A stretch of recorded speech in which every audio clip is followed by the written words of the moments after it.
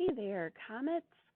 In case you missed our whole group meeting today, we met a new dinosaur friend. This is Worry Mammoth. Not that long ago, we met Friendly Mammoth. Today, we're going to meet Worry Mammoth and find out how she takes care of her problem with worrying. Worry Mammoth has a lot of ideas in her mind. Most of her thoughts start with, what if?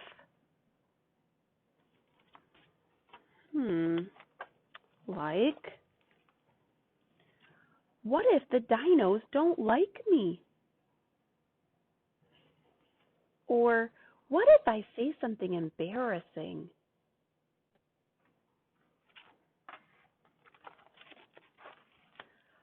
What if no one wants to play with me? Sometimes the what ifs make it hard for Worry Mammoth to think of anything else.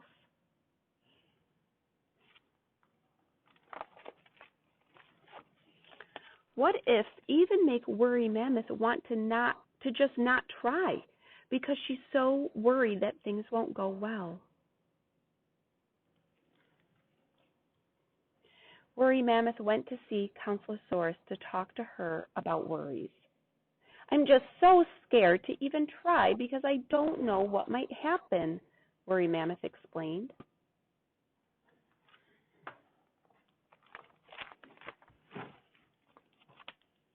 I understand that your worries are holding you back from trying. There are some things that we can practice to help you get those what ifs under control, Counselosaurus explained. First, let's start a journal. At the end of every day, I want you to write down one thing that went right. Just one thing, and it can be small. Can you think of something that's already gone right today? Counselosaurus asked.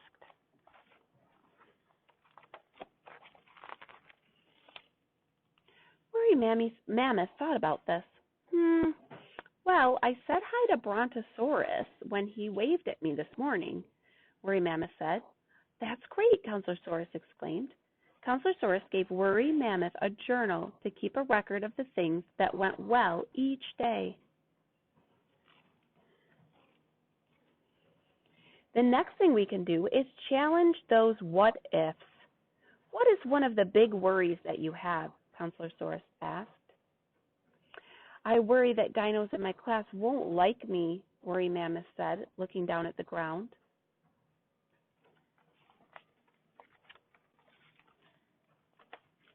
Okay, can you think of an experience you've had that could remind you that the dinos do like you? Counselosaurus asked Worry Mammoth. She thought and they thought, do they like me? Well, Brontosaurus did wave to me. I guess that means he likes me, Worry Mammoth said. That's fantastic, Counselosaurus exclaimed.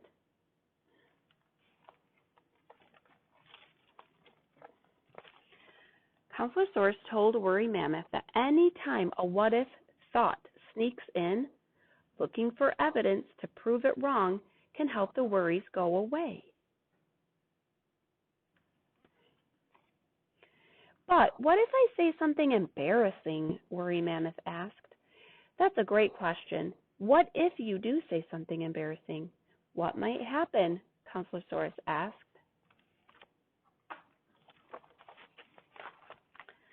Everyone would laugh at me. I would feel so embarrassed, Worry Mammoth said. That's true. They might laugh, and you may feel embarrassed. Let's practice a couple of things that you could do in the moment if something like that happens.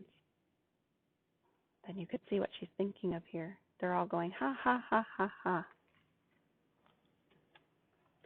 Counselosaurus showed Worry Mammoth how to practice bubble breathing. Bubble breathing can help you calm your body when you feel the worry taking over or when you find it hard to focus your thoughts.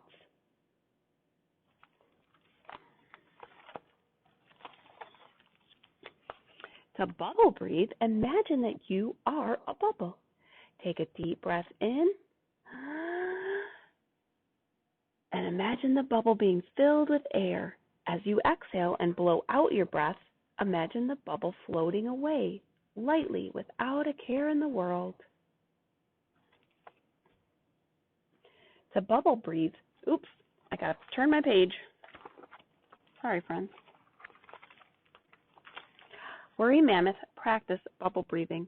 She took a deep breath in, closed her eyes, and imagined the bubble being filled with air. She let out her breath slowly and pictured the bubble floating away. Wow, I do feel calm, she said. I want to give you one more tool to use when you have lots of what-if worries going on. If you try all of these things and you still have worries in your mind, it can help to write the worries down and then give them to someone else, Counselor Soros explained. Here is a worry egg just for you. You can write your worries in a piece of paper, then put them in the egg and let the egg worry about it for you. Worry Mammoth was so excited about all the tools she learned from Counselor Soros. She learned about writing down notes and remembering something good that happened every day, writing down her worries and putting them in the egg, and also bubble breathing.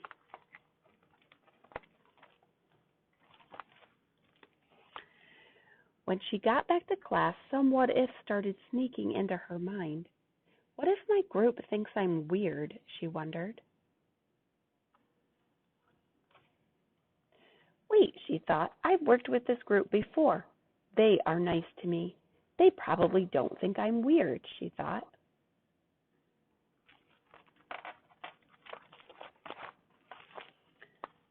Worry Mammoth worked with her group until it was time for them to present their project. Worry Mammoth felt the worries taking over her mind. She could barely even think. What if she forgot her lines? Worry Mammoth took a deep breath and reminded herself to bubble breathe. She took a deep breath in, imagining the bubble filling with air. She blew out her breath and imagined the bubble floating away. Whew, I feel better, she said.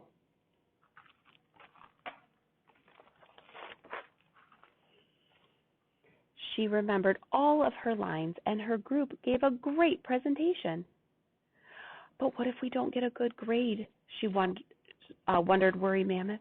She was having a hard time letting go of that worry. She decided to write it on a piece of paper and put it in her worry egg. She closed the lid on the egg and thought, I'm giving this worry to my worry egg, and I'm letting go of it.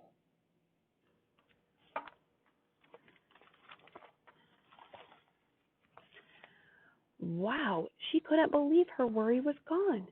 Worry Mammoth felt so proud of herself for using the tools Counselor Soros taught her. She had overcome some worries, and she was confident that she could do it again. So, friends, if you're starting to feel worried about things, you can do some of the same things that Worry Mammoth did. You can use the same tools. If you have a piece of paper or a notebook, you can draw a picture or write words telling something good that happened that day. You can draw a picture or write on a piece of paper and then fold it up and put it somewhere special. Maybe you can find something that can be your worry egg.